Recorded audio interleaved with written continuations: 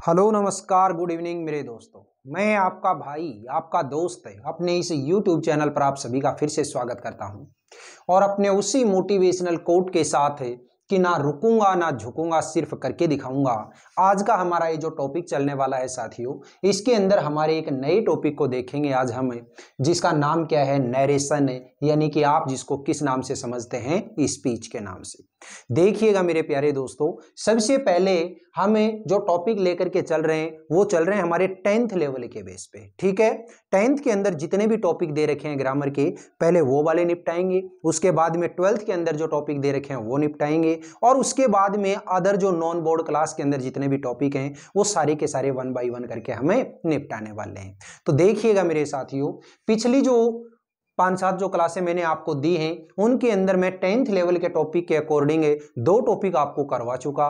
एक तो आपको मैंने फ्रेमिंग क्वेश्चन और क्वेश्चन टैग का टॉपिक करवाया, और दूसरा आपको वॉइस का जो टॉपिक है उसको बड़े शानदार तरीके से करवाते हुए उसके जितने भी एग्जाम्पल संभव हो सकते हैं वो एग्जाम्पल मैंने आप लोगों को एक साथ प्रोवाइड करवाई। आज की इस क्लास के अंदर इस नरेशन यानी स्पीच को हम देखने वाले हैं। तो सबसे पहले तो याद रखिएगा कि ये जो स्पीच या नरेशन होता है, इस स्पीच को हम कितने पार्ट में डिवाइड करते हैं, 2 पार्ट में करते हैं। एक जो पार्ट होता है उसको हम क्या कहते हैं साथियों, उसको हम कहते हैं डायरेक्ट स्पीच। क्या कहते हैं?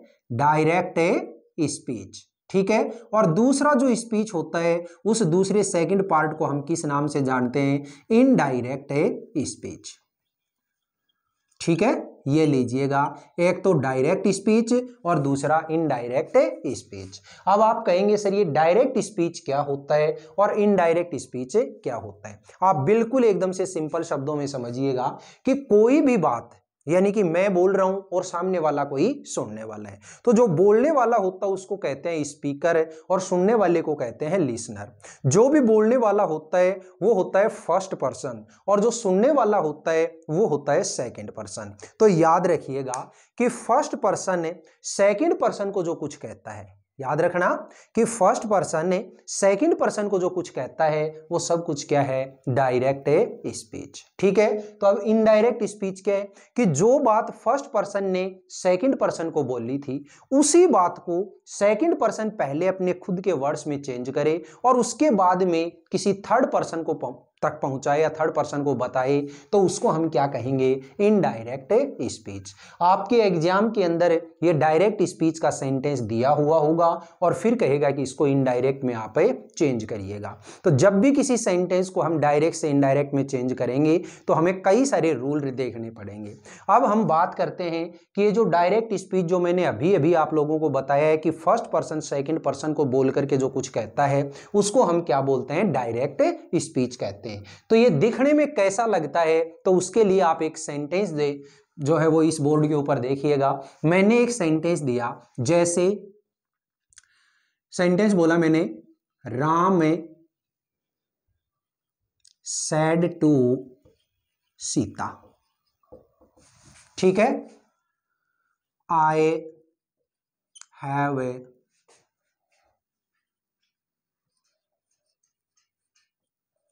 Completed my homework. ये मैंने एक छोटा सा सेंटेंस दिया है, Ram said to Sita I have completed my homework.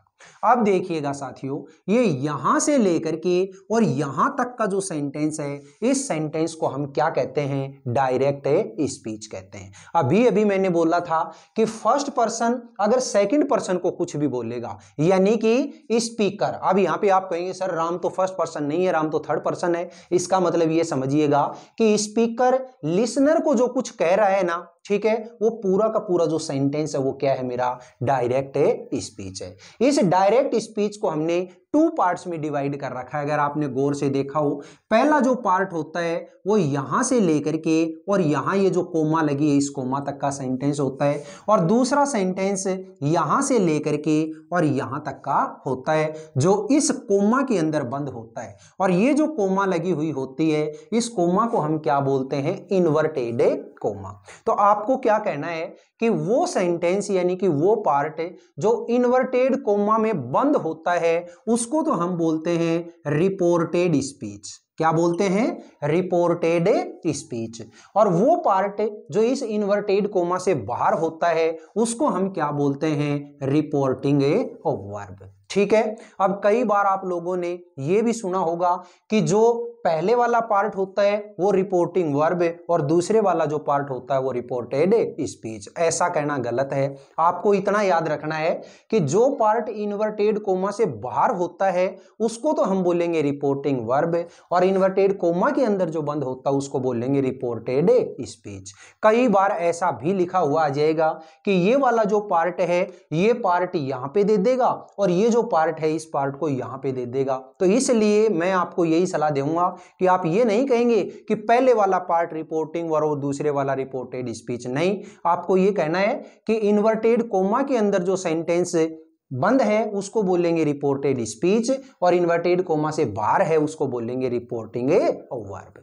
अब याद रखना कि मेरी ये जो रिपोर्टिंग वर्ब है ये रिपोर्टिंग वर्ब कितने टेंस में हो सकती है? 3 टेंस में। कौन से? या तो ये प्रेजेंट सिंपल टेंस में आपको मिलेगी, ठीक है, या फिर ये आपको पास्ट सिंपल टेंस में मिलेगी, या फिर ये फ्यूचर सिंपल टेंस में मिलेगी। ठीक है। ये जो रिपोर्टिंग वर्ब है ये रिपोर्टिंग वर्ब या तो आपको प्रेजेंट सिंपल टेंस में मिलेगी या फिर पास्ट सिंपल टेंस में मिलेगी या फिर फ्यूचर सिंपल टेंस में मिलेगी। अगर ये reporting verb present simple tense में है तो यहां पे ये गौर करना आप, यहां पे आपको क्या लिखा हुआ मिलेगा? क्या मिलेगा? या तो से मिलेगा सेड की जगह पे या फिर सेज मिलेगा और इसके बाद में अगर टू है तो ठीक और नहीं है तो ठीक। अगर यही पार्ट जो रिपोर्टिंग वर्ब का है ये मेरा पास्ट सिंपल में हो तो पास्ट में अगर होगा तो यहां पे क्या मिलेगा आपको? सैड टू मिलेगा। ठीक है। अगर यही पार्ट रिपोर्टिंग वर्ब का मेरा फ्यूचर सिंपल टेंस में है तो ये आपको क्या मिलेगा? यहाँ पे शैल या फिर विल और इसके बाद में से और इसके बाद में टू है तो ठीक और नहीं है तो ठीक। आपको रिपोर्टिंग वर्ब में केवल इतनी चीजें याद रखनी है कि अगर ये प्रेजेंट सिंपल टेंस में है तो यहां पे आपको क्या मिलेगा? से मिल सकता है या फिर सेज मिल सकता है और उसके बाद में टू। अगर ये पास्ट सिंपल में है तो आपको सैड और उसके बाद में टू और अगर ये फ्यूचर सिंपल में है तो क्या मिलेगा? सेल या विल और इसके बाद में से और इसके बाद में टू। तो इतनी जो चीज है ये बताइएगा क्लियर हुई या नहीं हुई। अब हम बात करते हैं कि हमारी जो ये रिपोर्टेड स्पीच होती है इस रिपोर्टेड स्पीच के अंदर आपको ज्यादा से ज्यादा चेंजेज करने पड़ते हैं जब भी किसी सेंटेंस को आप डायरेक्ट स्पीच से इनडायरेक्ट स्पीच में चेंज करेंगे। आपको सबसे पहले इसी पार्ट के ऊपर अपनी नजर डालनी है और इस पार्ट के अंदर आपको 2 चीजें फाइंड आउट करनी है। कौन सी? एक तो ये जो सेंटेंस दे रखा है ये वाला, ठीक है, रिपोर्टेड स्पीच वाला। इस रिपोर्टेड स्पीच के अंदर आप देखेंगे सबसे पहले कि ये सेंटेंस जो है ये सेंटेंस आपका किस टाइप का है और दूसरा क्या देखेंगे कि ये किस टेंस का है। पहला काम आप लोगों को रिपोर्टेड स्पीच है इस रिपोर्टेड स्पीच की टाइप को पहचानना है। ये जो टाइप की अगर मैं बात करूं तो मैंने पहले भी आप लोगों को वीडियो के ऊपर उपलब्ध करवाया है और बाद में और भी बता देंगे कि यहां पे जब भी इस टाइप की बात आएगी तो सेंटेंस की जो टाइप है वो सेंटेंस की टाइप मैंने आप लोगों को कितने टाइप की करवा रखी हैं? 8 टाइप्स की। कितने टाइप की करवा रखी हैं? 8 टाइप्स की करवा रखे हैं। और ये जो 8 टाइप के सेंटेंस हैं इन 8 टाइप में से यहां पे किसी भी टाइप का सेंटेंस दे सकता है। जैसे ही यहाँ पे टाइप चेंज होगी वैसे ही मेरी ये जो रिपोर्टिंग वर्ब है इस रिपोर्टिंग वर्ब के अंदर ये जो वर्ड लिखे हुए हैं ये वर्ड अलग अलग चेंज हो जाएंगे। यानी कि जैसी टाइप वैसे ही इनके अंदर अलग अलग चेंजेज शुरू हो जाएंगे। लेकिन इस रिपोर्टेड स्पीच के अंदर 3 प्रकार के चेंज ऐसे मिलेंगे जिन 3 चेंजेज को आपको हर टाइप के अंदर अप्लाई करवाना है। तो वो जो 3 चेंजेज होते हैं वो 3 चेंजेज हमें यहाँ पे सीखने हैं और वो 3 चेंजेज के जो नाम हैं वो नाम कौन से हैं देखिएगा। पहली जो टाइप आती है, पहला जो चेंज है वो कौन सा होता है साथियों? Changes in pronouns. Changes in pronouns. Second जो चेंज आता है उसको क्या बोलते हैं, चेंजेज इन टेंसेज। और थर्ड जो चेंज आता है उसको क्या बोलते हैं, changes in specific word, specific words. ठीक है, अब देखिएगा ये तीन तरीके के जो चेंजेज हैं, इन तीन तरीके के चेंजेज को अगर आप पढ़ लेते हैं तो शायद इस रिपोर्टेड स्पीच के अंदर, यानी कहने का मतलब ये हुआ कि डायरेक्ट स्पीच से इनडायरेक्ट स्पीच के अंदर जब भी आप किसी सेंटेंस को चेंज करेंगे तो किसी भी प्रकार की आपको कोई दिक्कतें नहीं आएगी। लेकिन ये जो तीन प्रकार के चेंजेज हैं इनको आपको सीखना ही पड़ेगा। तो पहले सबसे पहले जो बात आती है वो सबसे पहले बात किसकी आती है, चेंजेज इन प्रोनाउंस की।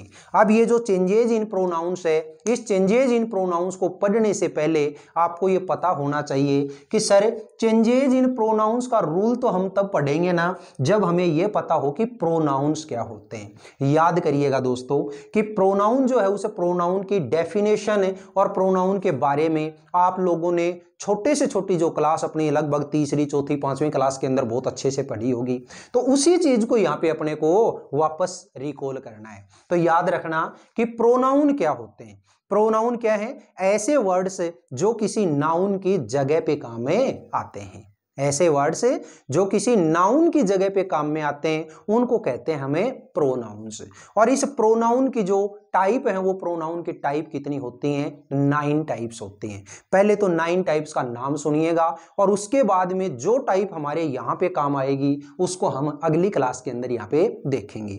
तो प्रोनाउन की जो टाइप है उन टाइप्स के अंदर पहला जो नाम आता है वो कौन सा है, हमारा पर्सनल प्रोनाउन। कौन सा है साथियों, पर्सनल प्रोनाउन। फिर दूसरी जो टाइप आती है उसको बोलते हैं पजेसिव प्रोनाउन। तीसरी जो टाइप आती है उसको हम बोलते हैं रिफ्लेक्सिव प्रोनाउन। फोर्थ जो टाइप आती है उसको बोलते हैं इंफेटिक प्रोनाउन। फिफ्थ जो टाइप है उसको बोलते हैं इंटेरोगेटिव प्रोनाउन। सिक्स्थ जो टाइप आती है उसका नाम होता है रिलेटिव प्रोनाउन। सेवंथ जो टाइप है उसका नाम क्या होता है, डेमोन्स्ट्रेटिव प्रोनाउन। इससे आगे जो एट्थ टाइप होती है उसको हम क्या बोलते हैं, डिस्ट्रीब्यूटिव प्रोनाउन। और लास्ट जो प्रोनाउन की टाइप आती है उसको हम बोलते हैं इंडेफिनेट प्रोनाउन। तो ये 9 जो हमने टाइप का नाम बोला, एक बार दोबारा से सुनिए।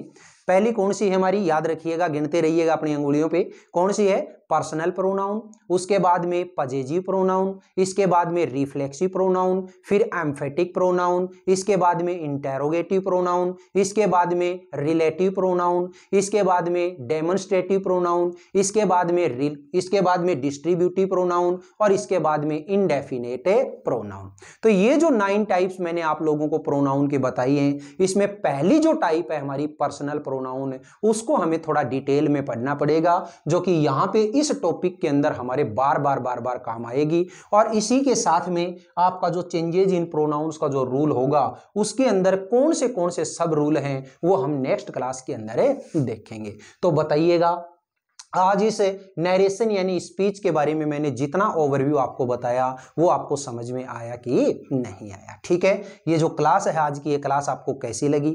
अगर ये क्लास वाकई में आपको अच्छी लगी है तो इस क्लास को आप ज़्यादा से ज़्यादा लाइक करिएगा, शेयर करिएगा, कमेंट बॉक्स में कमेंट करके ज़रूर बताइएगा। और अपने इस चैनल को अगर आपने अभी तक सब्सक्राइब नहीं किया तो प्लीज़ इसे सब्सक्राइब करके पास वाले बेल आइकन को जरूर प्रेस करिएगा। फिर मिलेंगे अपन अगले वीडियो में, तब तक के लिए आप हंसते रहिए, मुस्कुराते रहिए और बहुत शानदार तरीके से अपनी क्लासेज का आनंद लेते रहिए। All the best, see you again next time.